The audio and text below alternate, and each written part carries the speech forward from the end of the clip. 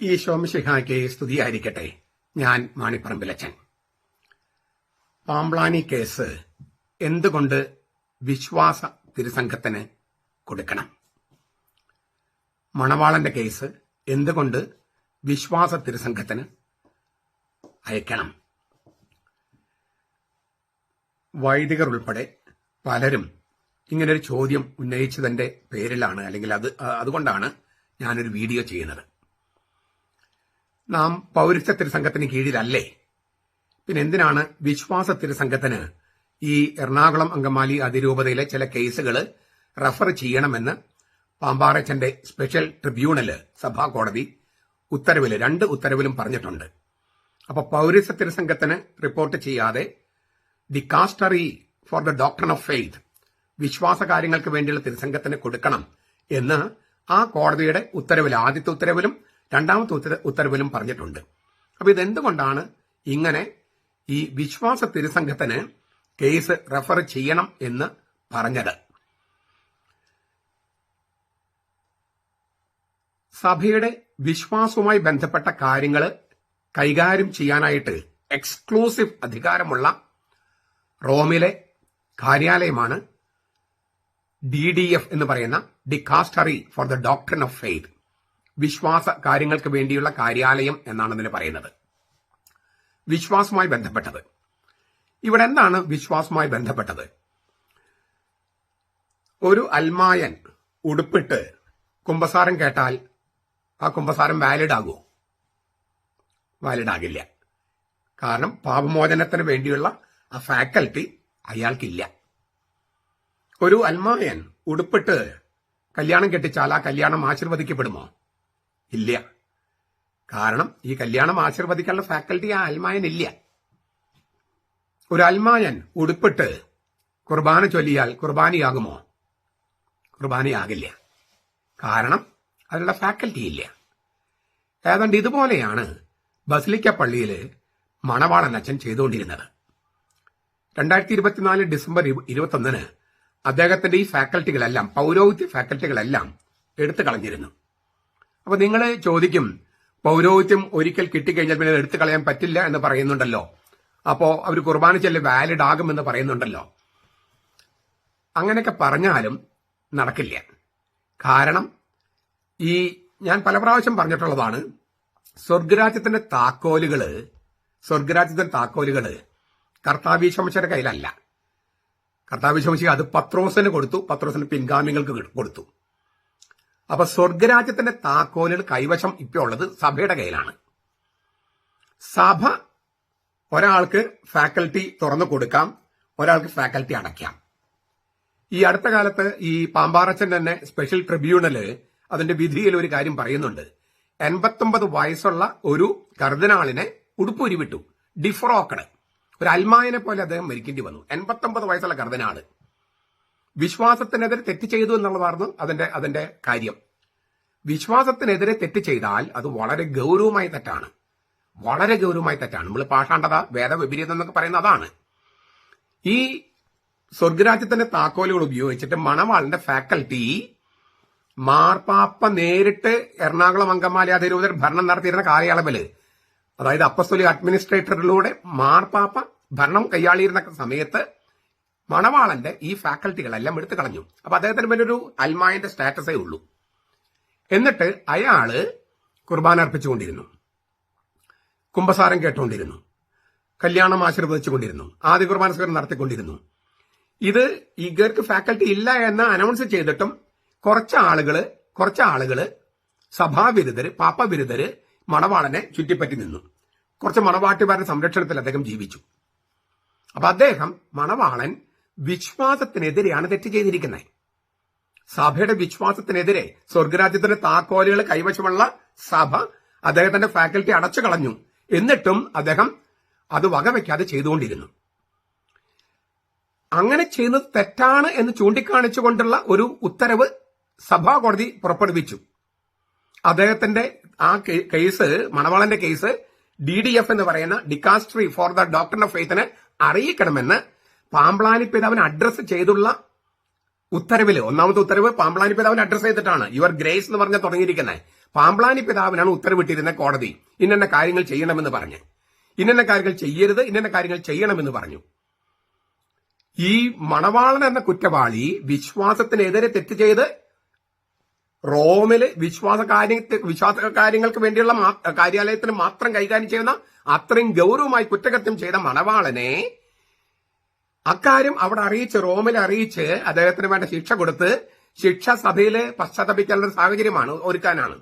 അങ്ങനെ ചെയ്യേണ്ട പാമ്പ്ളാനി പിതാവ് അത് ചെയ്യാതെ മണവാളനെ സംരക്ഷിച്ചുകൊണ്ടിരുന്നു.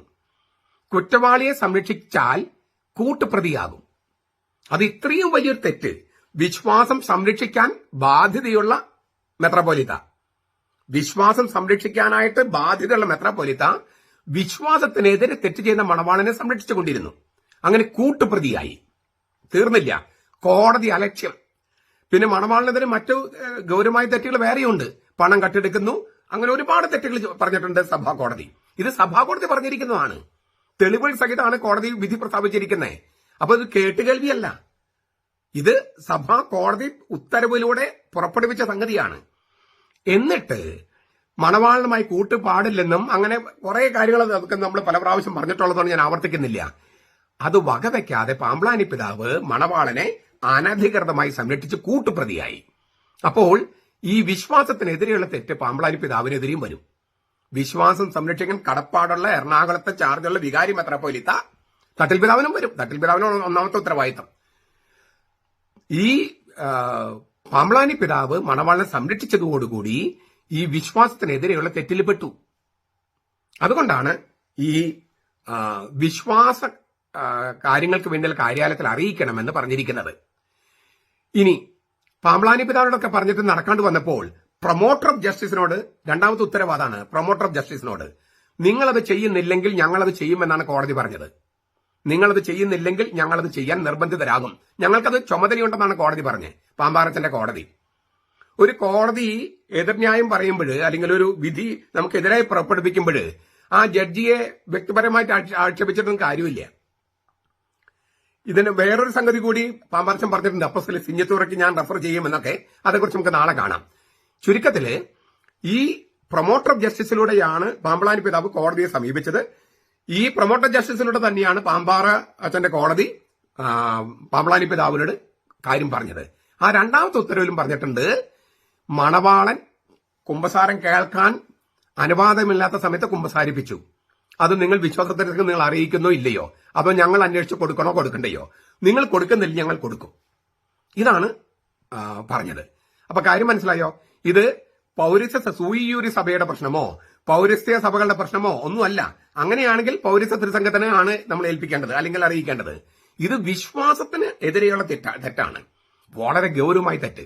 അതുകൊണ്ടാണ് റോമിലെ വിശ്വാസ കാര്യങ്ങൾക്ക് വേണ്ടിയുള്ള കാര്യാലയത്തിന് അറിയിക്കണമെന്ന് പറഞ്ഞിരിക്കുന്നത്.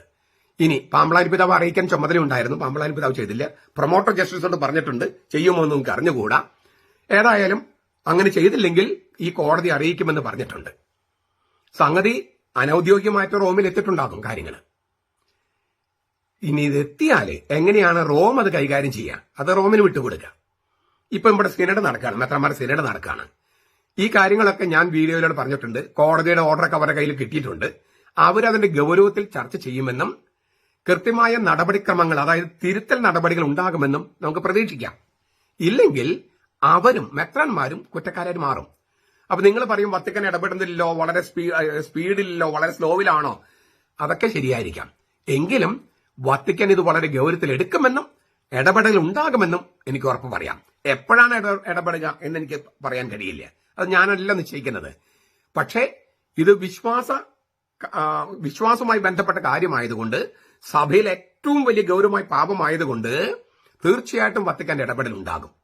എങ്ങനെ ഉണ്ടാകും, ഏത് തരത്തിലായിരിക്കും, അതൊക്കെ നമുക്ക് കാത്തിരുന്ന് കാണാം. അത് ഈ ഇടപെടൽ മൊത്തം സഭയെ ബാധിക്കാത്ത തരത്തിൽ മാറ്റിക്കളയാനൊരു മാർഗം എന്താണ്? ഇപ്പൊ സിനഡ് നടക്കുന്നു. ഈ സിനഡ് നടക്കുമ്പോൾ മെത്രാന്മാർ സിനഡ് നടക്കുമ്പോൾ എന്റെ വീഡിയോ കാണോ കേൾക്കോ എന്ന് എനിക്ക് അറിഞ്ഞുകൂടാ. എന്നാലും ചോദിച്ചതുകൊണ്ട് ഞാൻ പറയുകയാണ്, ഈ സിനഡില് തിരുത്തൽ നടപടികൾ ഉണ്ടായാൽ, അതായത് വിശ്വാസത്തിൽ വീണുപോയ മെത്രാന്മാർക്കെതിരെ, അത് ഈ സഭയിൽ ഒരു വലിയ പ്രശ്നം കൂടിയുണ്ട്. വിശ്വാസം സംരക്ഷിക്കാൻ ഏറ്റവും കടപ്പാടുള്ള ഇല്ലേ ഉത്തരവാദിത്തമുള്ള സഭാ തലവൻ, തട്ടിൽ പിതാവാണ് എറണാകുളം രൂപതയുടെയും ചാർജ്. അവര് രണ്ടുപേരും തെറ്റ് ചെയ്തിരിക്കുന്നത് വളരെ ഗൗരവമായ ഒരു ഇഷ്യൂ ആണ്. ഒരു സഭയുടെ തലവൻ തന്നെ വിശ്വാസത്തിന് വിരുദ്ധമായി സംഭവിക്കുന്നു, അദ്ദേഹത്തിന് വികാരി മെത്രാപ്പോലിത്ത അങ്ങനെ സംഭവിക്കുന്നു. ഇതൊക്കെ ലോക ചരിത്രത്തിൽ വളരെ റയറായിട്ട് സംഭവിക്കുന്ന പാപങ്ങളാണ്. അപ്പോൾ ഈ സിനഡ് ഈ തെറ്റുകൾ തിരുത്താൻ, അതായത് മേജർ ആർച്ച് ബിഷപ്പിന്റെയും വികാരി മെത്രാപ്പോലിത്തയുടെയും മണവാളന്റെയും ഒക്കെ തീർന്നില്ല. അവിടെ കോടതിന് മുമ്പിൽ വരാത്ത ചില കേസുകളുണ്ട്. കൂതാശ വിലക്കുള്ളവര്, കൂതാശ വിലക്ക് പാമ്പ്ളാനി പിതാവ് എടുത്തു കളഞ്ഞാലും തട്ടിൽ പിതാവ് എടുത്തു കളഞ്ഞാലും പ്രശ്നം തീർന്നില്ല. കൂതാശ വിലക്കുള്ള സമയത്ത് അവർ കൂതാശകൾ അർപ്പിച്ചുകൊണ്ടിരുന്നു. അത് തെറ്റാണ്, വിശ്വാസത്തിനെതിരെയാണ്. അപ്പൊ അതിനെതിരെയും ഈ സിനഡിൽ തീരുമാനിച്ച് നടപടികൾ എടുത്തില്ലെങ്കിൽ സിനഡിലെ മെത്രാമാര് കുറ്റക്കാരാകും. അതുകൊണ്ട് ഈ സിനഡ് നോക്കി കഴിയുന്നവർ നമുക്ക് വെയിറ്റ് ചെയ്യാം. എന്താണ് സിനഡ് ഗൗരവത്തിൽ എടുക്കുമോ ഇല്ലയോ, അതോ ചടങ്ങ് പോലെ ഇത് ഇല്ലേ കാര്യങ്ങൾ ചെയ്യുമോ, ഈ സഭയെ ബാധിച്ചിരിക്കുന്ന പ്രശ്നങ്ങൾ ചർച്ച ചെയ്യുമോ എന്നൊക്കെ നമുക്ക് കാത്തിരുന്ന് കാണാം. ചർച്ച ചെയ്യും എന്നാണ് ഞാൻ ഉറച്ചു വിശ്വസിക്കുന്നത്. ഇതിന്റെ ഗൗരവം അവർ തിരിച്ചറിയും. കാരണം ഇങ്ങനത്തെ ഒരു കോടതി ഉത്തരവൊക്കെ സെനഡിന് വെറുതെ അങ്ങ് അവഗണിച്ച് കളയാൻ പറ്റുമെന്ന് ഞാൻ വിചാരിക്കുന്നില്ല. അതിനാൽ മെത്രാമാര് അതിന്റെ വളരെ ഗൗരവത്തോടെ കാര്യങ്ങൾ കൈകാര്യം ചെയ്യുമെന്നും അങ്ങനെ റോമിൽ നിന്നുള്ള കടുത്ത നടപടികൾ ഒഴിവാക്കാനുള്ള ശ്രമങ്ങൾ ഉണ്ടാകുമെന്നും ഞാൻ പ്രതീക്ഷിക്കുന്നു. അങ്ങനെ അതുണ്ടാകട്ടെ എന്ന് പ്രാർത്ഥിക്കുന്നു. നമ്മുടെ കർത്താവ് ഈശോ മിശിഹായുടെ കൃപയും പിതാവായ ദൈവത്തിന്റെ സ്നേഹവും പരിശുദ്ധാത്മാവിന്റെ സഹവാസവും നാം എല്ലാവരോടും കൂടി ഉണ്ടായിരിക്കട്ടെ, ഇപ്പോഴും എപ്പോഴും എന്നേക്കും. ആമേൻ. ഈശോ മിശിഹായ്ക്ക് സ്തുതിയായിരിക്കട്ടെ. ഞാൻ മാണിപ്പറമ്പിലച്ചൻ. കൈത്താകാലം 5-ാം ഞായർ. വ്യാജ ആരോപണങ്ങൾ എന്തുകൊണ്ട്? കൊറിന്തോസിൽ സഭയ്ക്ക് എഴുതിയ 2-ാമത്തെ ലേഖനത്തിലെ 12-ാമത്തെ അധ്യായം 14 മുതലുള്ള വാക്യങ്ങളാണ് നമുക്കിന്ന് ധ്യാനിക്കാനുള്ളത്. ഇതാ 3-ാം പ്രാവശ്യം നിങ്ങളുടെ അടുക്കൽ വരാൻ ഞാൻ ഒരുങ്ങിയിരിക്കുന്നു. ഞാൻ നിങ്ങൾക്ക് ഭാരമായി തീരുകയില്ല. എന്തെന്നാൽ നിങ്ങൾക്കുള്ളതല്ല, നിങ്ങളെ തന്നെയാണ് ഞാൻ അന്വേഷിക്കുന്നത്. മക്കൾ മാതാപിതാക്കന്മാർക്കല്ല, മാതാപിതാക്കൾ മക്കൾക്കായിട്ടല്ലേ സംഭരിക്കേണ്ടത്. ഞാൻ അതീവ സന്തോഷത്തോടെ നിങ്ങളുടെ ജീവന് വേണ്ടി എനിക്കുള്ളതെല്ലാം ചെലവിടുകയും എന്നെ തന്നെ ചെലവഴിക്കുകയും ചെയ്യും. ഞാൻ നിങ്ങൾ അധികമായി സ്നേഹിക്കുന്തോറും നിങ്ങൾ എന്നെ അല്പമായി സ്നേഹിക്കുന്നുവോ? അത് അങ്ങനെ തന്നെ ആയിരിക്കട്ടെ. ഞാൻ നിങ്ങൾക്ക് ഭാരമായി തീർന്നില്ലെങ്കിലും ഉപായം കൊണ്ട് സൂത്രത്തെ നിങ്ങൾ വശപ്പെടുത്തുകയായിരുന്നുവെന്ന് നിങ്ങൾ പറയുമായിരിക്കും. ഞാൻ നിങ്ങളുടെ അടുക്കലേക്ക് അയച്ചവരിൽ ആരെങ്കിലും ആകട്ടെ, അവൻ വഴി നിങ്ങളോട് വല്ലതും വഞ്ചിച്ചെടുത്തുവോ? ഞാൻ തീത്തോസിനെ പ്രേരിപ്പിച്ചു, ആ സഹോദരനെയും കൂടെ അയച്ചിരുന്നു. തീത്തോസ് നിങ്ങളോട് വല്ലതും വഞ്ചിച്ചെടുത്തുവോ? ഞങ്ങൾ നടന്നത് അതേ ആത്മാവിലല്ലയോ? ഞങ്ങൾ നടന്നത് അതേ കാൽച്ചുവടുകളിൽ അല്ലയോ? ഇത്രയും നേരം ഞാൻ നിങ്ങളോട് പ്രതിവദിക്കുകയായിരുന്നുവെന്ന് നിങ്ങൾക്ക് തോന്നുന്നുവോ? ദൈവത്തിന് മുമ്പാകെ ക്രിസ്തുവിലാകുന്നു ഞങ്ങൾ സംസാരിക്കുന്നത്. പ്രിയമുള്ളവരെ, സകലവും നിങ്ങളെ പണിതുയർത്താനാണ്. ഞാൻ വരുമ്പോൾ ഞാൻ ഇച്ഛിക്കാത്ത വിധത്തിൽ നിങ്ങളെ കാണുകയും നിങ്ങൾ ഇച്ഛിക്കാത്ത വിധത്തിൽ എന്നെ കാണുകയും ചെയ്യുമോ എന്ന് ഞാൻ ഭയപ്പെടുന്നു. പിണക്കം, ഈർഷ്യ, ക്രോധം, ഷാഠ്യം, ഏഷണി, പരദൂഷണം, നിഗളം, കലഹം എന്നിവയായിരിക്കുമോ ഞാൻ കണ്ടെത്തുന്നത്? ഞാൻ വീണ്ടും വരുമ്പോൾ എന്റെ ദൈവം എന്നെ നിങ്ങളുടെ മുമ്പിൽ താഴ്ത്താൻ സംഗതി വരുത്തുമോ? പാപം ചെയ്തതിനു ശേഷം തങ്ങൾ പ്രവർത്തിച്ച അശുദ്ധി, ദുർനടപ്പ്, ദുഷ്കാമം എന്നിവയെക്കുറിച്ച് മാനസാന്തരപ്പെടുത്ത പലരെയും ചൊല്ലി ഖേദിക്കാനും ഇടവരുമോ എന്ന് ഞാൻ ഭയപ്പെടുന്നു. ഇത് മനസ്സിലാകണമെങ്കിൽ ഈ ലേഖനം എഴുതാനുണ്ടായ സാഹചര്യം പെട്ടെന്ന് ഓർക്കണം. ഗലാത്യ ലേഖനം 2:10 ഇങ്ങനെ പറയുന്നുണ്ട്, ദരിദ്രരെ ഓർക്കണം എന്ന് മാത്രമാണ് അവരെന്നോട് പറഞ്ഞത്. അതായത് AD 49 ജെറൂസലം സോനോദസിന്റെ ഒരു തീരുമാനമാണ് പൗലോസ് പറയുന്നത്. ദരിദ്രരെ ഓർക്കണം. ഒരുപാട് തീരുമാനങ്ങൾ പറഞ്ഞിട്ട് ഈ ഒരു തീരുമാനം, a sociological commitment for the poor, ഈ ദാരിദ്ര്യം നിർമ്മാർജ്ജനം ചെയ്യാനുള്ള നടപടികൾ ഉണ്ടാകണമെന്നാണ് ഈ AD 49 ജെറൂസലം സോനോദസിൽ തീരുമാനിച്ച തീരുമാനങ്ങളിലൊന്ന്. അക്കാലത്ത് ഈ ജെറൂസലമിൽ ഒരു ക്ഷാമം ഉണ്ടാവുകയും അവിടുത്തെ മാതൃസഭ വളരെ പട്ടിണിയിലാവുകയും ദാരിദ്ര്യം അനുഭവിക്കുകയും ചെയ്തു. അങ്ങനെ പൗലോസ് ഗലാത്യ സഭയിൽ നിന്നും അതുപോലെ പുറജാതി സഭകളിൽ നിന്ന്, പുറജാതിക്കാരിൽ നിന്ന് ക്രിസ്ത്യാനികളായ സഭകളിൽ നിന്ന് പണം പിരിച്ചു. ഈ കോരിന്തോസിലും സഭ പണം പിരിക്കാനായിട്ട് ഏർപ്പാട് ചെയ്തു. അത് വലിയ പ്രശ്നമുണ്ടാക്കി. കാരണം മറ്റ് അപ്പസ്തോലന്മാരെല്ലാം തങ്ങളുടെ പ്രസംഗത്തിന്, സുവിശേഷ പ്രസംഗത്തിന് റെമുനറേഷൻ ഇല്ലേ, പ്രതിഫലം വാങ്ങിയിരുന്നു. പൗലോസ് വാങ്ങിയിരുന്നില്ല. കൂടാരപ്പണി എടുത്തൊക്കെയാണ് അദ്ദേഹം ജീവിച്ചിരുന്നത്. പിന്നെ കുറച്ചു കഴിഞ്ഞപ്പോൾ ഫിലിപ്പിയ സഭ സ്ഥിരമായിട്ട് പണം കൊടുക്കാനായിട്ട് തീരുമാനിച്ചു പൗലോസിന്. പൗലോസ് ആവശ്യപ്പെട്ടിട്ടല്ല, ഫിലിപ്പിയ സഭ അങ്ങനെ ഇടയ്ക്കിടയ്ക്ക് പണം എത്തിച്ചു കൊടുത്തു. പൗലോസിന് ആവശ്യമുള്ള പണം എത്തിച്ചു കൊടുത്തു. അപ്പോൾ ഒന്നുകിൽ കൂടാരപ്പണി ചെയ്തു, അല്ലെങ്കിൽ ഈ ഫിലിപ്പിയ സഭയിൽ നിന്ന് കിട്ടുന്ന പണം ഉപയോഗിച്ചിട്ടാണ് പൗലോസ് ജീവിച്ചത്. അതുകൊണ്ട് തനിക്ക് വേറെ പണം ആവശ്യമില്ലാത്തതുകൊണ്ട് ആ റെമുനറേഷൻ വാങ്ങിച്ചിരുന്നില്ല സുവിശേഷ പ്രസംഗത്തിന്. വാങ്ങിക്കാൻ അർഹതയുണ്ട്, കാരണം വേല ചെയ്യുന്നതിന് കൂലിക്ക് അർഹനാണെന്ന് കർത്താവ് ഈശോ തന്നെ പറഞ്ഞിട്ടുണ്ട്. എങ്കിലും പൗലോസ് വാങ്ങിച്ചിരുന്നില്ല. പക്ഷെ ഇപ്പോ പണം പിരിക്കുന്നു, കൊരിന്ത്യസിൽ സഭയിൽ നിന്ന് പണം പിരിക്കുന്നു. അപ്പോ ഒരു സഭയിലെ ഒരു റിംഗ് ലീഡർ, ഒരു ഗുണ്ട, അദ്ദേഹത്തിന്റെ നേതൃത്വത്തില് പൗലോസിനെതിരെ ഒരു വ്യക്തിപരമായ ആക്ഷേപം ചൊരിഞ്ഞു. എന്താണ്?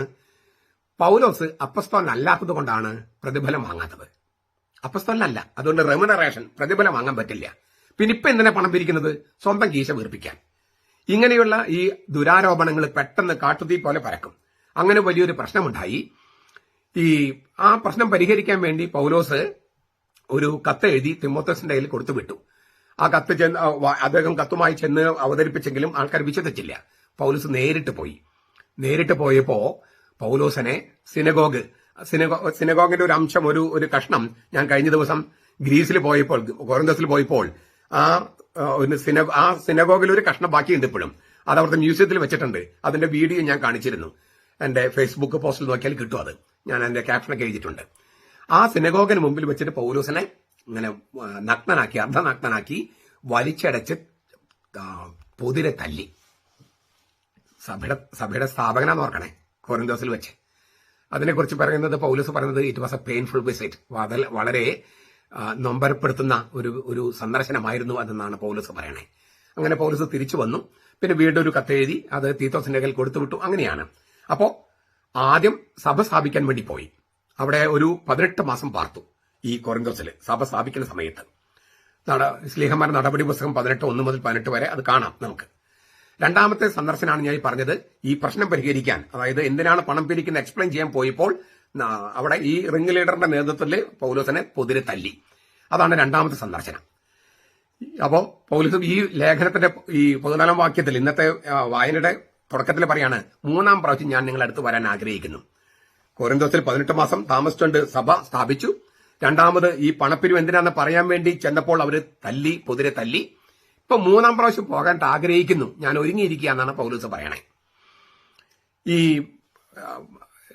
2 കൊറിന്ത്യസ് 2:1 പറയുന്നുണ്ട്, പൗലോസിനെ തല്ലിയ ആ കഥയൊക്കെ പറയുന്നുണ്ട്. വളരെ ഹ്രസ്വവും വേദന നിറഞ്ഞതുമായ ആ സന്ദർശനത്തെ കുറിച്ച് പറയുന്നുണ്ട്. ശാരീരികമായിട്ട് പൗലോസിനെ ആക്രമിച്ചത് 2 കൊറിന്ത്യസ് 2:1 പറയുന്നുണ്ടാണ്. 3-ാമതും കൊറിന്ത്യസിൽ പോകാൻ ആഗ്രഹം പൗലോസ് പ്രകടിപ്പിക്കുകയാണ്. ഈ യാത്ര മുമ്പ് ആസൂത്രണം ചെയ്തതാണ്. എന്നാൽ മനോഭ്യത ഉണ്ടാക്കിയ ആ 2-ാമത്തെ യാത്രയുണ്ടല്ലോ, ആ പശ്ചാത്തലത്തിൽ അടികിട്ടിയ യാത്ര അപ്പൊ അത് മാറ്റിവെച്ചു. താൻ ഇത്തവണ വന്നാലും സഭയ്ക്ക് ഭാരമായിരിക്കില്ലെന്ന് പൗലോസ് വാക്കുകൊടുക്കുകയാണ്. ശ്ലൈഹിക ദൗത്യം നിർവഹിക്കുന്നതിന് സാമ്പത്തിക പ്രതിഫലം സ്വീകരിക്കുകയില്ല എന്ന തന്റെ തീരുമാനത്തിൽ മാറ്റമുണ്ടായിരിക്കില്ല. 1 കൊറിന്ത്യസ് 4:15 അത് പറയുന്നുണ്ട്. കാരണം പൗലോസ് പിതാവും കൊറിന്ത്യസ് മക്കളുമാണ്. മാതാപിതാക്കൾ മക്കൾക്കായി കരുതി വെക്കുന്നതാണ് സമ്പ്രദായം. അപ്പോ പൗലോസ് അപ്പനാണ്, പിതാവാണ്, നിങ്ങളെ ജനിപ്പിച്ചത് ഞാനാന്നൊക്കെ പറയുന്നുണ്ട്. നിങ്ങൾക്ക് പിതാവായി ഇല്ലേ, ഗുരുക്കന്മാർ പലരുണ്ടാകാം, പിതാവായിട്ട് ഞാൻ മാത്രമേ ഉള്ളൂ. അപ്പൊ പൗലോസ് പറഞ്ഞു, ഞാനാണ് നിങ്ങളുടെ പിതാവ്. അപ്പൊ ഭൂമിയിൽ ആരെയും പിതാവ് എന്ന് വിളിക്കരുത് പാടില്ലെന്ന് പറഞ്ഞിട്ടുണ്ടല്ലോ. അത് ആ സന്ദർഭത്തിൽ മനസ്സിലാക്കും. നമ്മൾ അല്ലേ, ഡോണ്ട് കോൾ എനിവൺ ഫാദർ എന്നാണ്. അപ്പൊ നമ്മുടെ ഫാദർ എന്ന് വിളിക്കും? സ്വന്തം ഫാദറെ. നമുക്ക് അപ്പൻ, ഡാഡി എന്നുള്ള പല വാക്കുണ്ടെങ്കിലും കർത്താവ് പറഞ്ഞത് ഫാദർ എന്ന് വിളിക്കരുതെന്നല്ലേ. അപ്പോ ആരെയും പിതാവ് എന്ന് വിളിക്കാൻ പാടില്ലെന്ന് പറഞ്ഞാൽ പൗലോസ് പറയുന്നുണ്ട്, നിങ്ങൾക്ക് ഞാനാണ് പിതാവുള്ളൂ. അപ്പൊ ആധ്യാത്മിക പിതാവ് എന്ന അർത്ഥത്തിലാണ്. പിതാവ് എന്ന വാക്കിന് പല അർത്ഥമുണ്ട്. ദൈവപിതാവിന്റെ സ്ഥാനത്ത് ഒരാളെയും കാണരുത്, സ്വന്തം അപ്പനെ പോലും കാണരുത്. രാഷ്ട്രപിതാവ് എന്ന് വിളിക്കുമ്പോഴും രാഷ്ട്രമാതാവ് എന്ന് വിളിക്കുമ്പോഴൊക്കെ വേറെ അർത്ഥമാണ്. നിങ്ങൾക്ക് ഇല്ലേ, നിങ്ങളുടെ പിതാവ് ഞാനാന്ന് പൗലോസ് പറയുമ്പോൾ ആത്മീയ പിതാവ് എന്നാണ് അർത്ഥം, അല്ലാതെ കൊറിന്ത്യസാരെ മുഴുവൻ ജനിപ്പിച്ചത് അങ്ങോരാണെന്നല്ല. അപ്പൊ ഈ ഒരു വാക്കിന് പല അർത്ഥങ്ങളുണ്ട്. അത് തിരിച്ചറിയാത്തവരാണ് ഒരു വചനം വെച്ചിട്ട് ഭൂമിയിൽ ആരെയും പിതാവ് എന്ന് വിളിക്കരുതെന്നൊക്കെ പറഞ്ഞ് നടക്കണേ. പോട്ടെ, പൗലോസ് പറയുന്നുണ്ട്, ഞാൻ നിങ്ങൾക്ക് അപ്പനാണ്. അപ്പോൾ പൗലോസ് പിതാവും കൊറിന്ത്യര് മക്കളുമാണ്. അതുകൊണ്ട് ഞാൻ പണം വാങ്ങില്ല എന്നാണ് പൗലോസ് പറയണേ. മാതാപിതാക്കൾ മക്കൾക്ക് വേണ്ടിയല്ലേ സംഭരിക്കേണ്ടതെന്നാണ് പുള്ളി പറയുന്നുണ്ട് പൗലോസ്. കൊറിന്ത്യരുടെ ആത്മീയ പിതാവാണ് പൗലോസ്. കൊറിന്ത്യരുടെ ക്രിസ്തീയ വിശ്വാസത്തിലേക്ക് പരിശീലനത്തിന് ഉത്തരവാദിത്തം പൗലോസിനുണ്ട്. താൻ കൊറിന്ത്യസിലേക്ക് എത്തുമ്പോൾ തന്റെ ആത്മീയ മക്കൾ മര്യാദകേടായി പെരുമാറി തങ്ങൾ ആത്മീയ പിതാവിനെ നാണം കെടുത്തുകയില്ലെന്നും നിരാശനാക്കുകയില്ലെന്നും ആത്മീയ പിതാവ് പ്രതീക്ഷിക്കുകയാണ്. അതാണ് പറയുന്നത് പൗലോസ് ഇങ്ങനെയൊക്കെ സംസാരിക്കുന്നത്. ഈ പൗലോസിനെതിരെയാണ് ഈ ആരോപണം എന്ന് ഓർക്കുക, വ്യാജമായ ആരോപണം. ഈ സ്വന്തം കീശ വീർപ്പിക്കാനാണ്. സഭാതലവനെതിരെ സഭ സ്ഥാപകനെതിരെ ഈ ഒരു കയ്യിൽ ബൈബിളും മറുകയിൽ ന്യൂസ് പേപ്പറും പിടിച്ചുകൊണ്ട് വചനം പ്രസംഗിക്കണമെന്നാണ് ഞങ്ങളെ പഠിപ്പിച്ചിരിക്കുന്നത്. അന്ന് ടിവിയും ഇതുപോലെ സോഷ്യൽ മീഡിയ ഒന്നുമില്ല, അതുകൊണ്ട് ന്യൂസ് പേപ്പർ. ഇപ്പൊ എന്താണ്, വചനവും പിന്നെ സോഷ്യൽ മീഡിയയോ ടിവിയോ ഒക്കെ വെച്ചുകൊണ്ട് വേണം. അപ്പോൾ അതായത് അന്നത്തെ വചനത്തിന് ഇന്ന് അർത്ഥമുണ്ടെന്ന് അർത്ഥം. ഇന്ന് അത് ആ അനുദിന ജീവിതവുമായിട്ട് ബന്ധപ്പെടുത്തണം. പൗലോസിനെതിരെ വ്യാജമായ ആരോപണം, നമ്മുടെ സീറോ മലബാർ സഭയുടെ ആലഞ്ചേരി പിതാവിനെതിരെ വ്യാജമായ ആരോപണം ഉണ്ടായി. ഭൂമി കൊമ്പൊക്കെയാണ് കേസ്, അത് വ്യാജമായ ആരോപണമാണ്. അപ്പൊ ഇത് ഈ സഭാ സ്ഥാപകരും സഭാ തലവന്മാരൊക്കെ പലപ്പോഴും അത് അങ്ങനെ സംഭവിക്കും. കാരണം എന്താണെന്ന് ഞാൻ ഏറ്റവും അവസാനം പറയാം. പൗലോസ് പറയുന്നുണ്ട്, എന്തുകൊണ്ടാണ് നിങ്ങൾ ഇങ്ങനെ എനിക്കെതിരെ ആരോപണം ഉന്നയിച്ചത് ഞാൻ പറയാമെന്ന് പറഞ്ഞിട്ട് അവസാനം പറയുന്നുണ്ട്. നമുക്ക് അതിലേക്ക് വരാം. പൗലോസ് പറയാണ്, എനിക്കുള്ളതെല്ലാം ചെലവിടുകയും എന്നെ തന്നെ ഞാൻ നിങ്ങൾക്ക് വേണ്ടി ചെലവഴിക്കുകയും ചെയ്യും. കൊറിന്ത്യരിൽ നിന്ന് തന്റെ ജോലിക്ക് കൂലി ആവശ്യപ്പെടില്ല പൗലോസ്. അതിനേക്കാൾ തന്നെ കൊറിന്ത്യരുടെ ജീവന് വേണ്ടി ചെലവഴിക്കാൻ പൗലോസ് തയ്യാറാണ്. സുവിശേഷത്തിന് വേണ്ടി എന്തും ത്യജിക്കാനുള്ള പൗലോസിന്റെ തീക്ഷ്ണത മൂലം അസൗകര്യങ്ങളിൽ ഏതറ്റം വരെയും പോകാൻ പൗലോസ് തയ്യാറാണ്. ഫിലിപ്പിയർ ലേഖനം 2:17 അത് പറയുന്നുണ്ട്. മാത്രമല്ല, അങ്ങോട്ടും ഇങ്ങോട്ടും കൂറുമാറി ചാഞ്ചാടുന്ന സ്വഭാവമുള്ള കൊറിന്ത്യരുടെ ഗുണത്തിനായി തന്റെ സഹനങ്ങളും ക്ലേശങ്ങളും ഉപകരിക്കുമെന്നും പൗലോസ് പറയാണ്. അങ്ങോട്ടും കൂറുമാറി ചാഞ്ചാടുന്നവര് ഞാൻ കൂടുതൽ വിശദീകരിക്കുന്നില്ല, നിങ്ങൾക്ക് ഊഹിക്കാം ആരൊക്കെയാണെന്നുള്ളത്. 12:16 പൗലോസ് പറയാണ്, ഉപായം കൊണ്ട് സൂത്രത്തില് ഞാൻ പണം എടുത്തെന്ന് നിങ്ങൾ പറയണേ. യെരൂശലേം സഭയ്ക്ക് വേണ്ടി ശേഖരിച്ച പണം പൗലോസ് മോശമായി കൈകാര്യം ചെയ്തുവെന്ന് വിമർശകർ ആരോപണം ഉന്നയിച്ചിരുന്നു. അതാണ് അധ്യായം 8-9 മുഴുവൻ വിഷയം അതാണ്. 2 കൊരിന്ത്യർ അധ്യായം 8-9. അതിൽ നിന്ന് കുറച്ച് ഉപായത്തിൽ കുറെ എടുത്ത് സ്വന്തം കീശ വീർപ്പിച്ചുവെന്ന് കുറ്റപ്പെടുത്തിയിരുന്നു. അങ്ങനെ കുറ്റപ്പെടുത്തിയ ഇതിങ്ങനെ കൊരിന്തോസിൽ പ്രചരിച്ചു കഴിഞ്ഞപ്പോൾ സഭ ഒരു എൻക്വയറി കമ്മീഷനെ വെച്ചിരുന്നു. ആ എൻക്വയറി കമ്മീഷൻ പൗലോസിനെതിരെയാണ് റിപ്പോർട്ട് കൊടുത്തത്. 2 കൊരിന്തോസ് 10:10 അത് പൗലോസ് തന്നെ കോട്ട് ചെയ്തിട്ടുണ്ട്. 2 കൊരിന്തോസ് 10:10 ആ എൻക്വയറി കമ്മീഷൻ റിപ്പോർട്ടാണ്. പൗലോസിനെതിരെയാണ് റിപ്പോർട്ട് കൊടുത്തത്. പൗലോസിന്റെ മനസാക്ഷി ശുദ്ധമാണ്. പക്ഷേ എന്നിട്ടും ഈ എൻക്വയറി കമ്മീഷൻ പൗലോസിനെതിരെ റിപ്പോർട്ട് കൊടുത്തു. ആളുകളിൽ പറഞ്ഞതൊക്കെ എൻക്വയറി കമ്മീഷനും വിശ്വസിച്ചു. ഒരു കുറ്റവും ഉന്നയിക്കാൻ പറ്റാത്ത വിധം പൗലോസിന്റെ പെരുമാറ്റം ശുദ്ധമാണ്. ആരോപണം ഉയർന്ന സാഹചര്യത്തിൽ നിലപാട് മാറ്റുകയും കൊറിന്തോസിൽ നിന്ന് വേതനം വാങ്ങുകയും ചെയ്യാമെന്ന തീരുമാനം പൗലോസ് എടുക്കില്ല. ഇനിയിപ്പം ഞാൻ പ്രതിഫലം വാങ്ങാത്തതുകൊണ്ടാണല്ലോ എന്നെ അപ്പസ്തോലൻ അല്ല എന്ന് പറയുന്നത്, അന്ന് ഞാൻ വാങ്ങിയേക്കാം എന്ന് പൗലോസ് തീരുമാനിക്കോ? പൗലോസ് തീരുമാനിക്കില്ല. അതാണ് ധീരത. ആരോപണം ഉണ്ടായെന്ന് വെച്ചിട്ട് നിലപാടുകൾ മാറ്റമില്ല.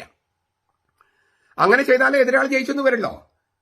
ഈ എതിരാളികൾ ജയിക്കാനായിട്ട് പൗലോസ് അനുവദിക്കില്ല. ഇനി പൗലോസ് പറയാണ്, ഞാൻ അയച്ചവരാരെങ്കിലും നിങ്ങളെ വഞ്ചിച്ചെടുത്തോ? പൗലോസിന്റെ സഹപ്രവർത്തകരുന്ന തീത്തോസും തിമോത്തിയോസൊക്കെ ഒരാളും കൊരിന്ത്യരെ വഞ്ചിച്ചിട്ടില്ല. ഇവരെയെല്ലാം സഭയാണ് നിയമിച്ചത്. അതിനാൽ തന്നെ അവരെല്ലാം സന്ദേഹങ്ങൾക്ക് അതീതരാണ്, സംശയങ്ങൾക്ക് അതീതരാണ്, ആരോപണങ്ങൾക്ക് അതീതരാണ്. സഭയാണ് അവരെ നിശ്ചയിച്ചത്. തീത്തോസ് കൊരിന്തോസിലെ സഭയിൽ ധനശാഖന് നേതൃത്വം വഹിച്ചത് തീത്തോസാണ്. പണം ശേഖരിക്കാനായിട്ട് പൗലോസ് തീരുമാനിച്ചു. നേതൃത്വം കൊടുത്തത് തീത്തോസാണ്. താൻ അല്പം പോലും തെറ്റ് ചെയ്തിട്ടില്ല എന്നതിന് സാക്ഷികളെ ഹാജരാക്കാണ് പൗലോസ്. താൻ ഉപായത്തിൽ പണം വഞ്ചിച്ചെടുത്ത് തോന്നുന്നുണ്ടെങ്കിൽ തെളിവുകൾ ഹാജരാക്കാൻ പൗലോസ് കൊരിന്ത്യരെ വെല്ലുവിളിക്കുകയും ചെയ്യുന്നു. ഇനിയാണ് കാര്യത്തിലേക്ക് വരുന്നത്. 12-ാമത്തെ അധ്യായത്തിലെ 2 കൊരിന്തോസ് 12:19-21 വരെ പൗലോസിനെ എതിർക്കാനായി വ്യാജ അപ്പസ്തോലന്മാരെ പിന്തുണച്ചതിനുള്ള കാരണം ഈ തിരുവചനങ്ങൾ പൗലോസ് വെളിപ്പെടുത്തുകയാണ്. പൗലോസിനെ എതിർക്കണം. അതിനുവേണ്ടി വ്യാജ അപ്പസ്തോലന്മാർ എന്ന് പറഞ്ഞാല് പൗലോസിനെതിരെ ആരോപണം ഉന്നയിച്ചവര്. അവർ അപ്പസ്തോലന്മാരൊന്നല്ല, വ്യാജ അപ്പസ്തോലന്മാരെന്ന ഭാവേന വന്നവര്. എന്തുകൊണ്ടാണ് ഒരു പൗലോസിനെതിരെ തിരിഞ്ഞത്? അതിന് പൗലോസ് പറയാണ്, എന്താണ്? ഈർഷ്യ, ക്രോധം, ഷാഢ്യം, ഏഷണി, പരദൂഷണം, നിഗളം, കലഹം എന്നിവ മനസ്സിൽ സൂക്ഷിക്കുന്നവരും അശുദ്ധി, ദുർനടപ്പ്, ദുഷ്കാമം എന്നിങ്ങനെ പ്രവൃത്തിയിൽ അധാർമികരുമായിരുന്നു ഈ പറഞ്ഞ ആളുകള്. തങ്ങളുടെ ദുഷ്ടത പുറത്തു വരാതിരിക്കാൻ വേണ്ടിയാണ് അവർ പൗലോസിനെ സ്ഥിരമായി എതിർത്ത് വന്നിരുന്നത്. കാര്യം മനസ്സിലായോ? വ്യാജ ആരോപണങ്ങൾ ഉന്നയിക്കുന്നവരുടെ പ്രശ്നം ഇതാണ്. അതായത് അവര്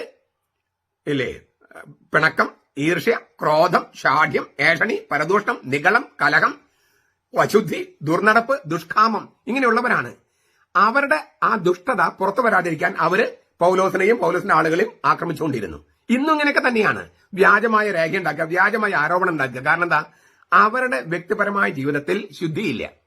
ഈ ശീലശുദ്ധിയില്ലായ്മ പുറത്തു വരാതിരിക്കാൻ അവർ മറ്റുള്ളവരെ ആക്രമിച്ചുകൊണ്ടിരിക്കും. പൗലോസ് പറയാണ്, ഇനി ഞാനവിടെ വരുമ്പോൾ മാനസാന്തരപ്പെടുത്ത പലരെയും കാണേണ്ടി വരുമോ? കോരിന്ത്യർ സഭയിൽ മിക്കവരും പൗലോസിലുള്ള അവരുടെ വിശ്വാസം വീണ്ടെടുത്ത് കഴിഞ്ഞിരുന്നു. എന്നാലും കുറച്ച് പേര് ഇപ്പോഴും മാനസാന്തരപ്പെടാത്തതുണ്ട്. പൗലോസ് ഒരു letter written with tears and blood, കണ്ണീരിലും രക്തത്തിലും ചാലിച്ച കത്ത് എന്ന് പറഞ്ഞിട്ട് ഒരു കത്ത് എഴുതി തീത്തോസിന്റെ വശം കൊടുത്തുവിട്ടു. ആ കത്ത് വായിച്ചപ്പോൾ അതിൽ വ്യാഖ്യാനങ്ങളുണ്ട്. അതാണ് 2 കൊരിന്ത്യർ 11 അധ്യായം. ഞാൻ അത് പല പ്രാവശ്യം പറഞ്ഞിട്ടുള്ളതാണ്.